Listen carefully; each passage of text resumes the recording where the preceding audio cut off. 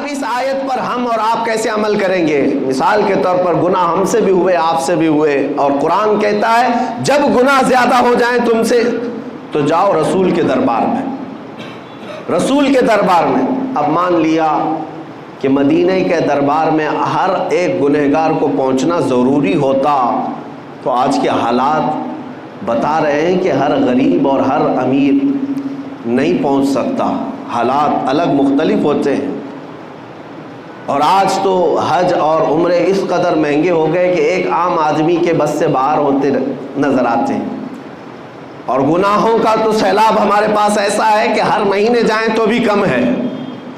تو بارگاہ مصطفیٰ میں جانے کا حکم تو آیا، لیکن جائیں کیسے؟ قرآن تو کہہ رہا ہے جاؤ رسول کے دربار میں، اگر وہ سفارش کر دیں تو اللہ بھی تمہاری توبہ قبول کرے گا۔ تو اب اس آیت کے تحت تمہیں یہ ماننا پڑے گا اللہ تعالیٰ کسی بھی بندے پر اس کی طاقت سے زیادہ کا حکم نہیں دیتا، اس کی طاقت سے زیادہ کا حکم نہیں دیتا۔ وہ افریقہ کی سرزمین پر رہنے والے جو 2 روٹیوں کے لیے اپنے پیٹ پر پتھر آج بھی باندھتے ہوں، وہ 2 روٹیوں کے لیے بڑی محنت اور کشمکش میں مبتلا رہتے ہوں، وہ جب گناہ کر لیں تو مدینے کیسے پہنچیں گے؟ ان کے پاس تو اسباب بھی نہیں۔ اور ہمارے وطن میں بھی بہت سارے غریب ہیں، کیا وہ ہر ایک مدینہ طیبہ اور عرب کا سفر کرنے کے قابل ہے؟ نہیں ہو پائے گا۔ اب اس آیت پر عمل کا طریقہ کیا ہوگا؟ گناہ ہم سے بھی ہوتے ہیں، آپ سے بھی ہوتے ہیں، اب حضور کے دربار میں جائیں کیسے؟ تو مفسرین فرماتے ہیں یہ اللہ تعالیٰ کا نظام ہے کہ وہ اپنے بندوں پر اس کی طاقت سے زیادہ، بندے کی طاقت سے زیادہ کا حکم نہیں دیتا۔ آج اگر ممبئی کی سرزمین پر تم بیٹھے، دلی کی سرزمین پر تم بیٹھے، غریب ہو، اسباب نہیں، استطاعت نہیں، گناہ ہو گئے، خطائیں ہو گئیں، اب مجھے اپنی توبہ کے لیے بارگاہ مصطفیٰ میں جانا ہے لیکن اسباب نہیں، تو اللہ تعالیٰ کی اس آیت پر عمل کا طریقہ یہ ہوگا کہ جس دن تمہیں احساس ہو جائے مجھے توبہ کرنا ہے، کسی بھی گوشے میں بیٹھ جاؤ، آنکھیں بند کر لو اور میرے مصطفیٰ کو حاضر و ناظر تصور کر لو، اس آیت پر عمل ہو جائے گا۔ یہ اتنا تصور کر لو کہ میں رسول کے دربار میں آ گیا، اتنا بھی تمہاری حاضری کافی ہے۔ پیدل چل کر کے یا پلین میں جا کر کے یا کسی بھی طرح سے مدینے میں جسمانی طور پر پہنچ جانا ہی ضروری نہیں، تم جس مقام سے بھی میرے مصطفیٰ کو پکارو گے تو یہ حاضری تمہاری مقرر کر لی جائے گی اور اس آیت پر تمہارا عمل مانا جائے گا۔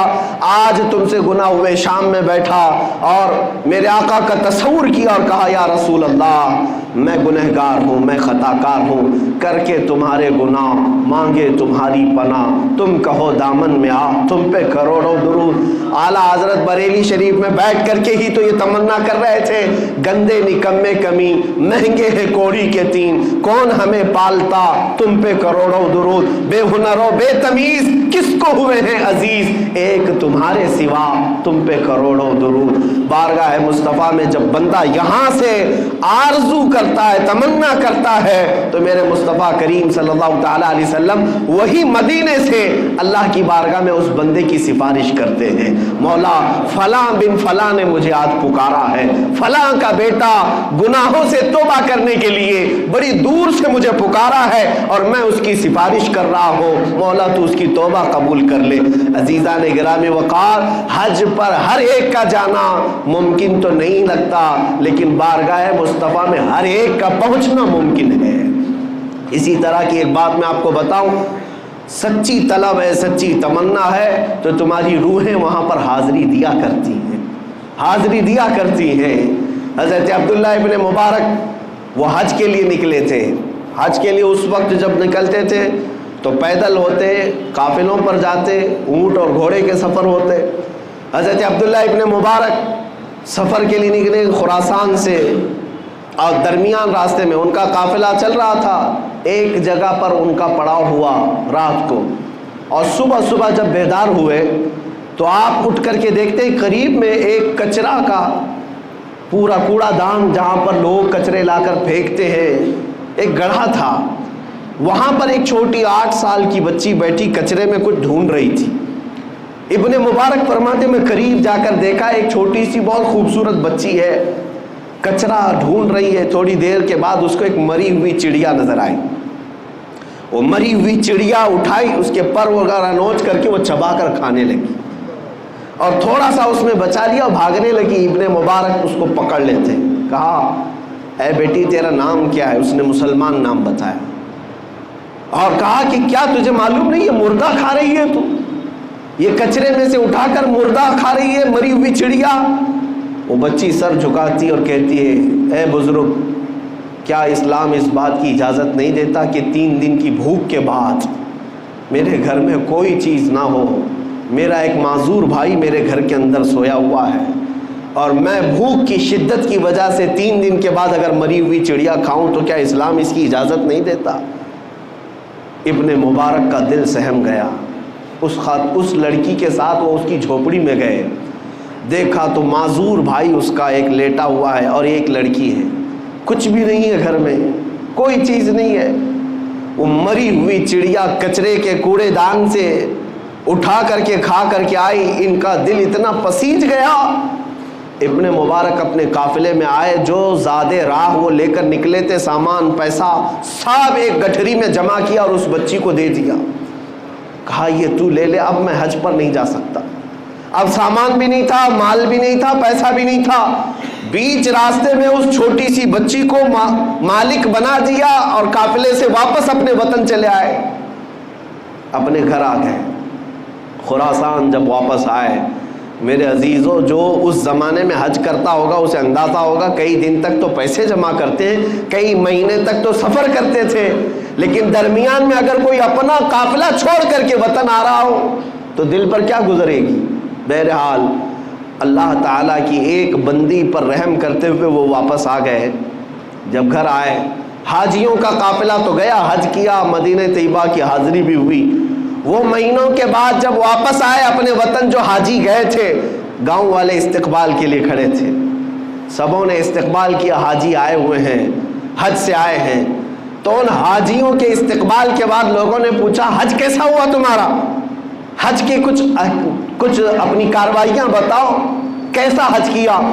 वो जो हाजी गए थे वो कहने लगे, क्या कहना हमारे हज का, अरफात में तो हम अब्दुल्ला इब्ने मुबारक के साथ दुआ कर रहे थे, मुज़दलिफ़ा में अब्दुल्ला इब्ने मुबारक ने हमारी इमामत की है, कंकरियाँ हमने उनके साथ मारी है, बारगाह मुस्तफ़ा सल्लल्लाहु अलैहि वसल्लम में जब हमारी हाज़िरी हुई, अब्दुल्ला इब्ने मुबारक जैसा इमाम हमारे साथ था, तो हाज़िरी का क्या कहना?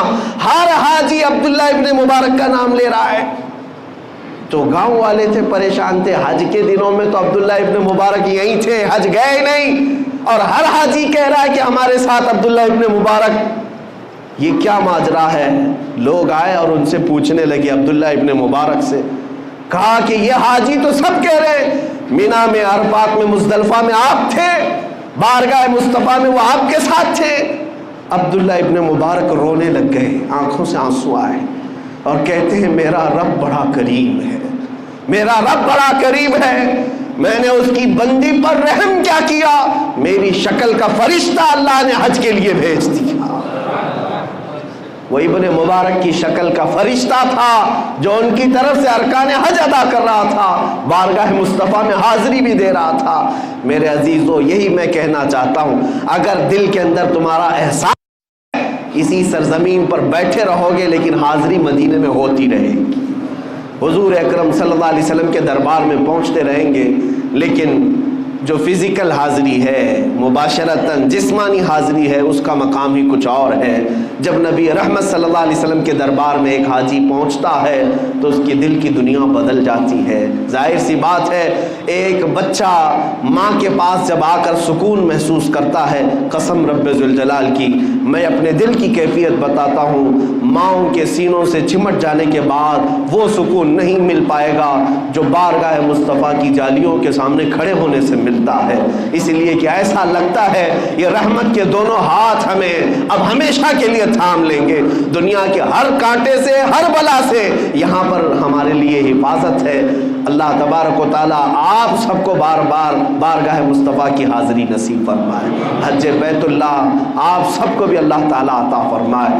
عزیزان گرامی وقار، میں آخری یہ میسج ضرور دوں گا کہ اگر نہیں جا سکے عمرہ پر، حج پر، تو تمنا تو رکھو، لیکن جب بھی رات آئے، جب بھی شب ہونے لگے یا گناہ ستانے لگے تو ایسا نہ کرنا کہ ڈاکٹر کے پاس بھاگتے رہے، دل کا علاج کرتے رہے، بی پی شوگر تو بڑھتا ہی رہا لیکن روح بیمار ہوتی رہی.